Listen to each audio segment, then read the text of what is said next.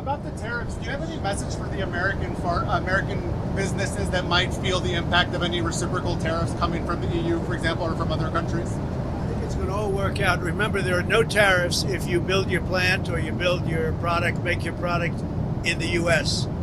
And so a lot of people, I mean, there's going to be a transition period because they're going to be building instead of paying tariffs to some other place.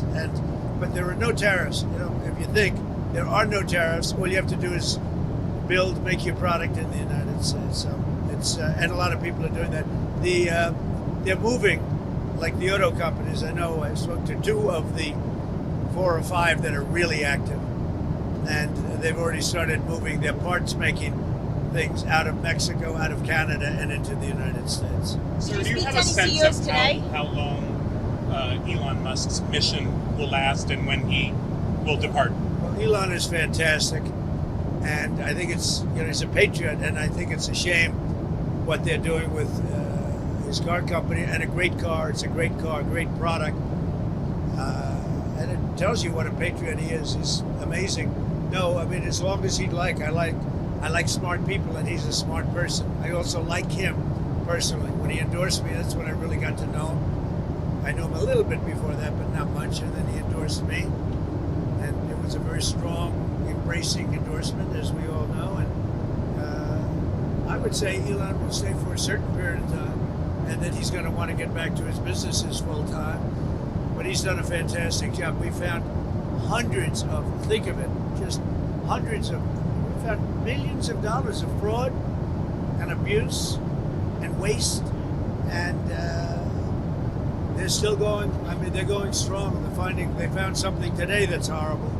It's horrible. So what they found, well, you'll find out very soon. What they found is incredible. And I give him a lot of credit. He's got some very smart people with him. Do you think he can finish? And they're working very closely with our secretaries and the people that are the heads of. Do you think you would appoint him to another position once his 130 days? I think Elon's great, but he also has a company to run, or a number of companies to run. You know, that he can do this, that he can find the time. He loves the country. That's why he does it. But we're in no rush. But there'll be a point at which time Elon's going to have to leave. So you mentioned auto companies. A specific date on when he's out. I would think a few months. Even when Elon leaves and goes back to being CEO, will Doge stick around in some kind of capacity? Yeah, it'll still Doge itself. Yeah, at some point. Just so you understand, I don't want to get it wrong. I want Elon to stay as long as possible. Number 1, I like him. Number 2, he's doing a great job. Number 3, he is a patriot. That's why he's doing this. And he's, you know, it's very costly for him. But, so I want him to stay as long as possible. But there'll be a point where he's going to have to leave. And when he does, the secretaries will take totally over. And Doge will stay active. We have a lot of smart people. A lot of those people, I believe, are going to go into the agencies. And they'll work on it from the inside.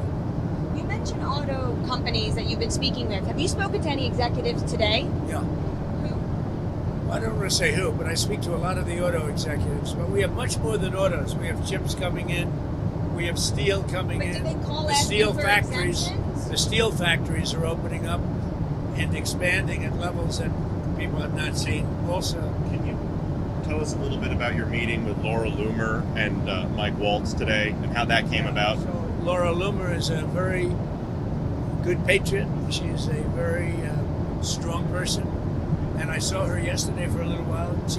She makes recommendations of things and people, and sometimes I listen to those recommendations, like I do with everybody. I listen to everybody, and then I make a decision. But I saw her yesterday. She was at the ceremony, and she'll always have something to say, usually very constructive. What did she recommend?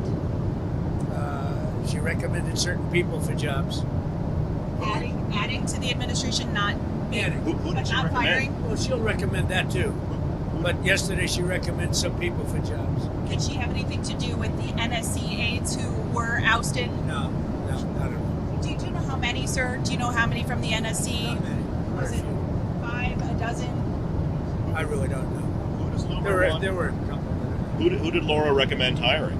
well, I don't want to say that, but she's recommended some good people over the years. She's been in the party a long time. She's done a good job. Do you trust your national security staff is doing what you want them to do? Sure I do. We've done very well. We've had big success with the Houthis, as you probably know.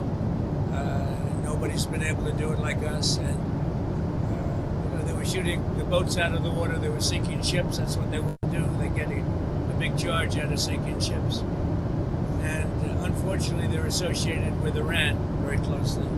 So they have to stop that. But we've hit them very hard, and we've been hitting them very hard. Sir, did you talk to Congresswoman Luna about her resolution to get maternity? Congresswoman, about her resolution to allow proxy voting for new mothers? Did you speak to her? I did, and I would say this. I guess there's two sides to it, right?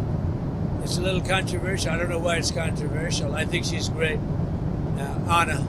Do you support her movement? I think that, and I'm going to let the speaker make the decision, but I like the idea of being able to, if you're having a baby, I think you should be able to call in and vote.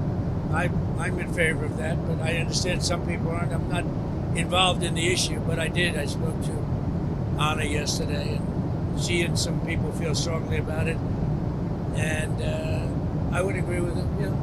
So you mentioned Iran. They have come out and said if they're going to sit down with the U.S., they want to use an intermediary. And I believe the U.S. wanted direct talks. Would you still be willing to talk to them via an intermediary? I think it's better if we have direct talks. I think it goes faster, and you understand the other side a lot better than if you go through intermediaries. They wanted to use intermediaries. I don't think that's necessarily true anymore. I think they're concerned. I think they feel vulnerable, and I don't want them to feel that way. And I think they want to meet, Iran. They're talking about Iran. You said you don't think they want to use intermediaries anymore. Did they send another letter? Yeah. Did the UAE let you know about this? I know for a fact. I think they'd like to have direct talks. Can you say anything about what the letter said from Iran? No, I just think I'm just telling you, I think they want to have, forget about letters, I think they want to have direct talks. When can that happen? On Pete Hegseth and this IG investigation, do you want to weigh in on that? What is it? There's an IG investigation into the Secretary of Defense's use of the Signal app. Oh, is that, you're bringing that up again? Don't bring that up again. Your editors probably. That's such a wasted story. So what else? Chinese farmland. Do you have some plans for Chinese ownership of farmland in the U.S.? We look at that all the time. And look, I have a very good relationship with China and with the president, who I have a lot of respect for, President Xi. So, we look at that all the time. Yeah. The farmland, it's been an issue for years. People have talked about it for years. But I have a lot of respect for China, and I have a lot of respect for President Xi. When's the last time you talked to President Xi? I speak to him. Doesn't matter when, but I speak to him. Have you talked to Zelensky recently? Not too long ago, yeah. How did that go? Good. I think he's ready to make a deal. No progress still other than that? I think a lot of progress. No, he's ready to make a deal, and I think that President Putin is ready to make a deal, and then you'll stop the killing of thousands of young people a week. Did Kirill Dmitriev say that to your his counterparts in the U.S.? Who? Kirill Dmitriev, the Russian negotiator that's in Washington right now? I don't talk about specific people. I just will tell you that there's a lot of good conversation going on about Ukraine, Russia. Have you given your approval for the UK's deal over the Chagos Island that Prime Minister Starmer and you discussed? I'm talking to the Prime Minister about it, and we'll see how that turns out. We have a very good dialogue going. And I think he was very happy about how we treated them on tariffs. Sir, a lot of people were upset about how Who are you with? the Daily Mail. A lot of people were upset today about how their 401ks were doing. Do you have investments? Were you looking at them? Are you I worried? think our markets are going to boom. Got to give it a little chance, but we're taking in jobs, and we're taking in industry, and we're taking in trillions of dollars. I think our markets are going to boom. Got to give it a little bit of time, but they've already started construction on numerous plants. Soon it'll be many, many plants all over the country. They're going, and so you got to give that a little time. I haven't checked my 401k. Thank you very much. Sir, one question on the Fed. A lot of money markets suggesting more Fed cuts this year. Well, one thing I like is interest rates going down. I see that happening. And The 10-year interest, yield you know is what's like beautiful 4%. is interest rates go down. I like groceries going down. I like eggs going down. If you look at it, and very importantly, the gasoline prices are going down. So a lot of good things are happening. Thank you.